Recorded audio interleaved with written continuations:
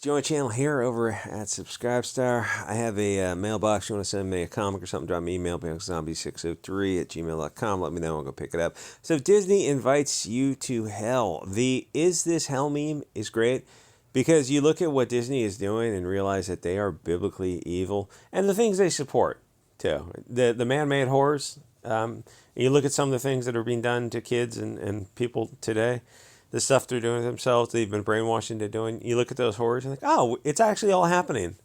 It's all, we're doing it. It's all right now. It's all actually happening. Unfortunately, it's happening during our lifetime, which kind of puts the burden on our shoulders to have to perhaps redress this issue.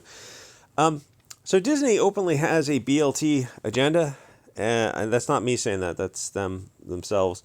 Which I suppose is one thing if it was for adults, but Disney was a family-friendly company. It's not anymore. You can get that thought just the heckety heck out of your head. And, it's time to leave the Matrix. I know it's a comfortable place for a while, but you just can't stay there forever.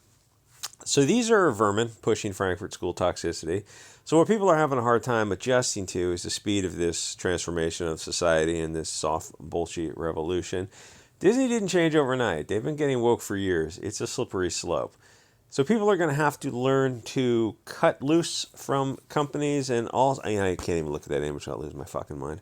Have to cut loose from companies and also let other people know what evil the company is doing so they can block it from their house if they so choose.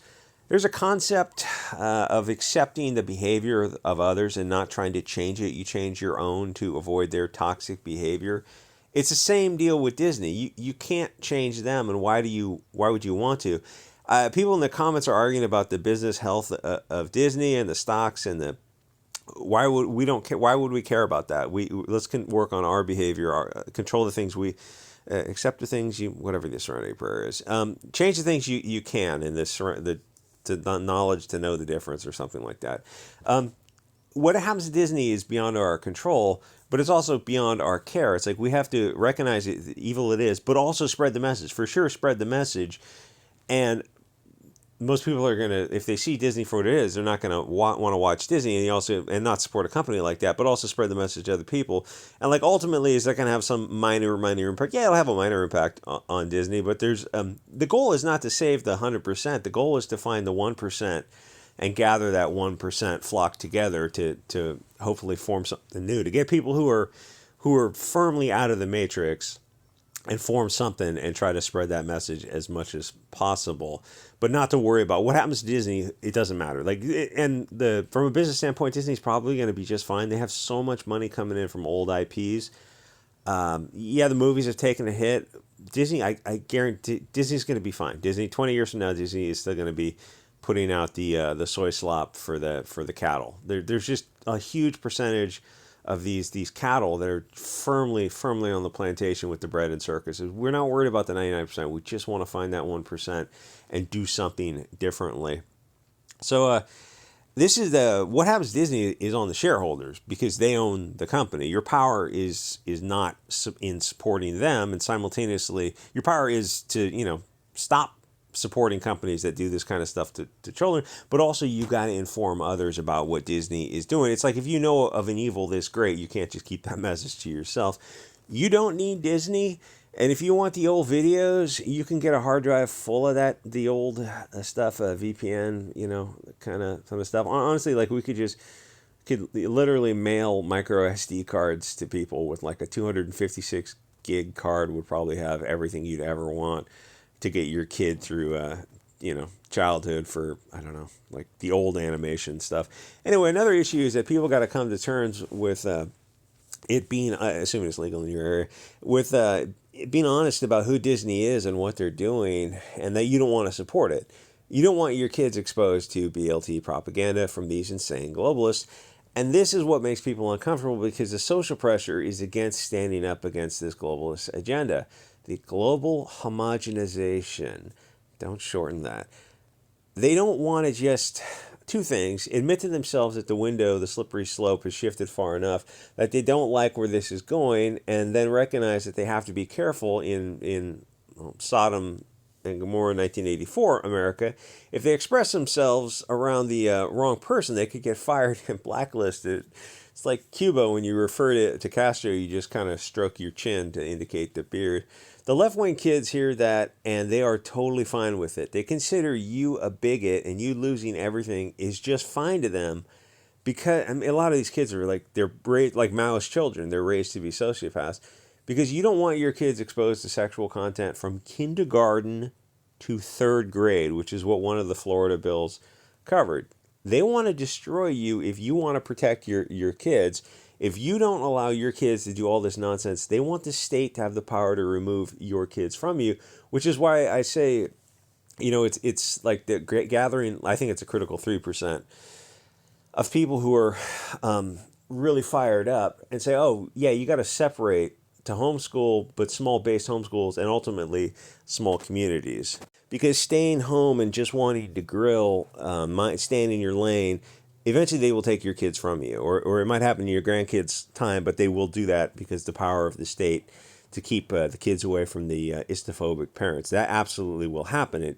Stuff like this, these intrusions, the destruction of the family, this is Bolshevism 101. You see it in Cuba, Russia, and China, and you're seeing it in the growing tentacles of it in Europe, Canada, New Zealand, Australia, and America. This all absolutely is happening.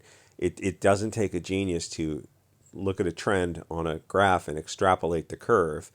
It's like these tangent lines are a pretty straight line. My point is, welcome to Maoist Children's Revolution.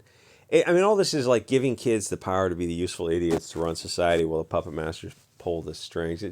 What was that short science fiction story? Maybe it was Bradbury was talking about the cornfields, where kids have this power, so you realize kids are just little sociopaths. They haven't been tempered by age and maturity.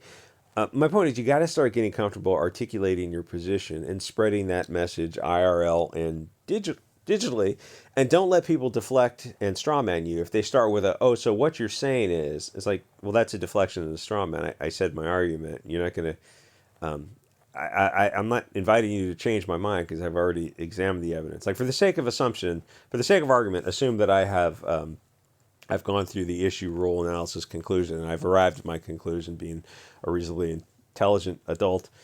I've already reached the conclusion. I'm not trying to convert you because you've already reached your conclusion. I'm trying to find the other people who are either on the fence or on. Oh, try to convince me.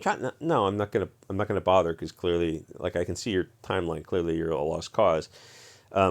Try to find that other 3% of people who are like, oh, we really have to do something about this. Like, this is not going to be done while we're on our couch, is it? No, probably not. And that requires a little bit of activism. And, nobody wants to do anything that they don't have to do. Like, people just really enjoy, not doing things, not making that effort. So there's a lot of people in the middle of the political bell curve who don't want to admit that it's time to put their foot down no matter the consequences, because things are just getting worse.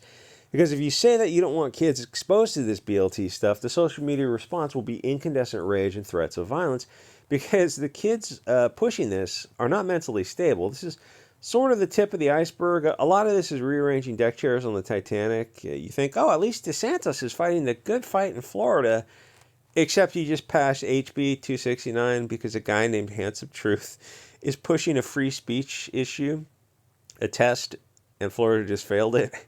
Dealing with flyers and pamphleting. It's like, didn't the founding fathers anonymously spread their message? And now state of Florida is saying that that's hate speech that'll put you in 5 years in prison. You can't drop flyers. You can't go from a back of a truck and pass out flyers. That'll put you in prison. I'm sure that won't be abused. Like, on the face of it, I mean, somebody has to challenge that immediately. It's like, but you got to find somebody who's willing to do that. It's like, go drop a flyer and go, okay, here, call the cops and say, hey, we're going to go drop a flyers in the street. Can you just come by and arrest us so we can make our test case? Which is why I say all this is deck chairs on the Titanic. Anyway, join the Subscribe Star so I can form a militia. Spiritual retreat up in Montana. I don't think I'm going to get that $1 million on Subscribe Star, but you guys have been remarkably generous. Or you can drop me something in my my mailbox, or send me email, biancazombie6@3@gmail.com. And I'll see you guys on the next episode. Oh, let me get it to 10 minutes because YouTube is asshole.